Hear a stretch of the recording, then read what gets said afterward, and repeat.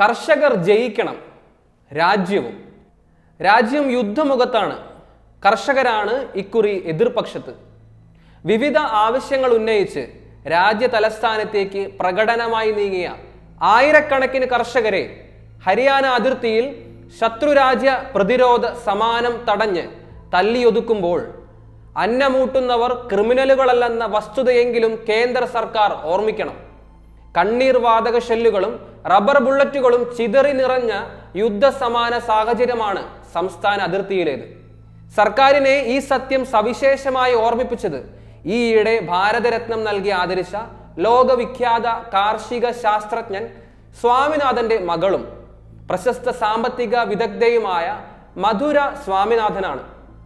ഭാരതരത്ന ബഹുമതി ലബ്ധി ആഘോഷിക്കാൻ കാർഷിക ഗവേഷണ ഇൻസ്റ്റിറ്റ്യൂട്ട് സംഘടിപ്പിച്ച പരിപാടിക്കിടയിലാണ് കർഷക സമരത്തെ പിന്തുണച്ച് മധുര സംസാരിച്ചത്. അന്നദാതാക്കളോട് ക്രിമിനലുകളോടെന്ന പോലെ പെരുമാറരുത്, സംസാരിച്ച് പരിഹാരം കണ്ടെത്തണം. വിവാദ കാർഷിക കരിനിയമങ്ങൾ പിൻവലിക്കണമെന്നാവശ്യപ്പെട്ടുകൊണ്ട് 2020 നവംബർ മുതൽ ഏകദേശം 1 വർഷം നീണ്ട സമര പരമ്പരകളുടെ തുടർച്ചയായാണ് ആവശ്യങ്ങളെ അതിക്രൂരമായി അവഗണിച്ച സർക്കാർ നിലപാടിനെ ചോദ്യം ചെയ്തുകൊണ്ട് ചലോ ദില്ലി മാർച്ച് ഫെബ്രുവരി 13 ചൊവ്വാഴ്ച പഞ്ചാബിൽ നിന്ന് 100 കണക്കിന് ട്രാക്ടറുകളും ട്രക്കുകളുമായി പുറപ്പെട്ടത്. പ്രതിപക്ഷ പ്രതിഷേധം അവഗണിച്ച് കേന്ദ്ര സർക്കാർ പാസാക്കിയ 3 പ്രധാന കർഷക വിരുദ്ധ നിയമങ്ങൾക്കെതിരെ രാജ്യം കണ്ട ഏറ്റവും വലിയ കർഷക പ്രക്ഷോഭങ്ങൾ ഉയർന്നപ്പോൾ അത് കുത്തകകൾക്ക് മണ്ണും വിത്തും കൈമാറാനുള്ള സാമ്രാജ്യത്വ അധിനിവേശത്തിനെതിരെയുള്ള അസാധാരണമായ പ്രതിരോധമായി മാറി. കാർഷികോൽപ്പന്ന വ്യാപാര വിപണന നിയമം, വില ഉറപ്പാക്കലും കാർഷിക സേവനവും സംബന്ധിച്ച നിയമം, അവശ്യവസ്തു നിയമം എന്നിവയിലൂടെ സാധാരണ കർഷകർക്ക് അവരുടെ കാർഷികോൽപ്പന്നങ്ങളിൽ മേലുള്ള ഉടമസ്ഥതയും വിലസ്ഥിരതയും നഷ്ടപ്പെടുത്തുന്ന നിയന്ത്രണ നീക്കങ്ങളെ കൊടും തണുപ്പിനെയും കോവിഡിനെയും അതിജീവിച്ച് അതിശക്തമായി അന്ന് പ്രതിരോധിച്ചപ്പോൾ നിയമം പിൻവലിച്ച് സർക്കാർ പിൻവാങ്ങിയെങ്കിലും അന്നു നൽകിയ ഉറപ്പുകൾ പാലിക്കപ്പെട്ടില്ല. ഉദാര കമ്പോളത്തിന്റെ കഠിന മത്സരങ്ങൾക്ക് തങ്ങളെ അതിക്രൂരമായി എറിഞ്ഞുകൊടുക്കാൻ ഉദ്യമിച്ച് സർക്കാർ കൊണ്ടുവന്ന നിയമങ്ങൾക്കെതിരെയുള്ള കർഷക പോരാട്ടത്തിൽ 500-ലേറെ പേർക്ക് ജീവൻ വിലയായി നൽകേണ്ടിയും വന്നു. സമരക്കാർക്കെതിരെ ഹരിയാന പോലീസിനെ കൂടാതെ ഡൽഹി പോലീസിനെയും കേന്ദ്ര സേനകളെയും അണിനിരത്തി നടുറോഡിൽ സിമന്റ് ഇട്ടുറപ്പിച്ച വൻമതിലുകൾക്കപ്പുറം വലിയ കിടങ്ങുകളും മുള്ളുവേലികളും ആണിതറപ്പിച്ച വഴിയും മൺചാക്കുകളിൽ ഉൾപ്പെടെ വന്ന് പ്രതിരോധ സന്നാഹങ്ങളോടെയാണ് സർക്കാർ ഇക്കുറി എത്തിയത്. ഡ്രോൺ വഴിയുള്ള കണ്ണീർ വാതക ഷെൽ വർഷം സമാനതകളില്ലാത്തതും മനുഷ്യാവകാശങ്ങളുടെ അതിക്രൂരമായ ലംഘനവുമായി. 2021 ഡിസംബറിൽ കാർഷിക കരിനിയമങ്ങൾ പിൻവലിക്കപ്പെട്ടെങ്കിലും താങ്ങുവില, സമ്പൂർണ്ണ കാർഷിക കടം എഴുതിത്തള്ളൽ, 2013 ഭൂമി ഏറ്റെടുക്കൽ നിയമ പ്രാബല്യം, വൈദ്യുതി സ്വകാര്യവൽക്കരണ ബിൽ പിൻവലിക്കൽ തുടങ്ങിയ ഉറപ്പുകൾ പാലിക്കപ്പെട്ടില്ല. MS സ്വാമിനാഥനോടുള്ള ആദരവ് വെറും രാഷ്ട്രീയ നാടകമല്ലെന്ന് തെളിയിക്കാൻ കർഷകരെ പ്രതിരോധിച്ചല്ല, ഒപ്പം നിർത്തി വേണം സർക്കാർ പ്രതികരിക്കാൻ.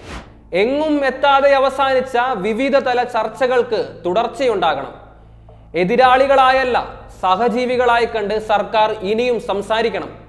കർഷകർക്ക് വേണ്ടി വർഷങ്ങൾക്ക് മുമ്പ് തന്നെ സ്വാമിനാഥൻ പറഞ്ഞതൊക്കെയും ഹരിയാന അതിർത്തിയിൽ മുദ്രാവാക്യങ്ങളായി അവർ ആവർത്തിക്കുമ്പോൾ സംയുക്ത കിസാൻ മോർച്ചയുടെ രാഷ്ട്രീയം രാഷ്ട്ര നന്മയ്ക്ക് വേണ്ടിയെന്ന് തിരിച്ചറിയണം.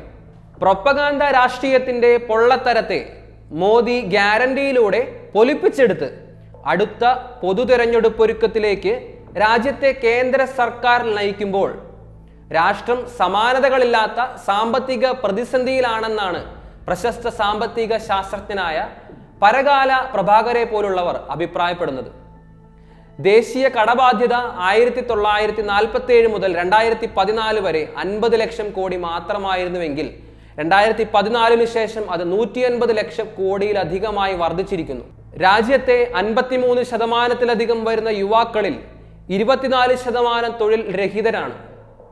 അന്തർദേശീയ തലത്തിൽ രാജ്യക്ഷേമ സൂചിക പട്ടികകളിലെല്ലാം ഇന്ത്യയുടെ നില താഴോട്ടാണ്.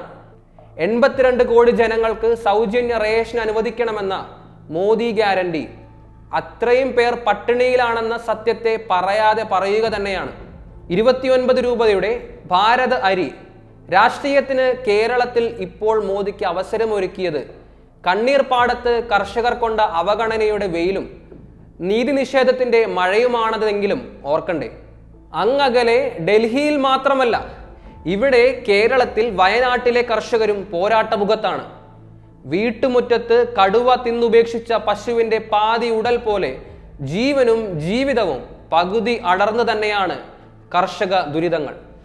ഏറ്റവും ഒടുവിൽ മുഖാമുഖ പ്രഹസനങ്ങളിലൂടെ നവകേരള മുഖ്യമന്ത്രി മുന്നേറുമ്പോൾ കർഷക ദുരന്തങ്ങൾക്ക് അഭിമുഖം നിൽക്കാത്ത സർക്കാർ സംവിധാനങ്ങൾ പാവപ്പെട്ടവരെ നോക്കി പരിഹസിക്കുകയാണ്.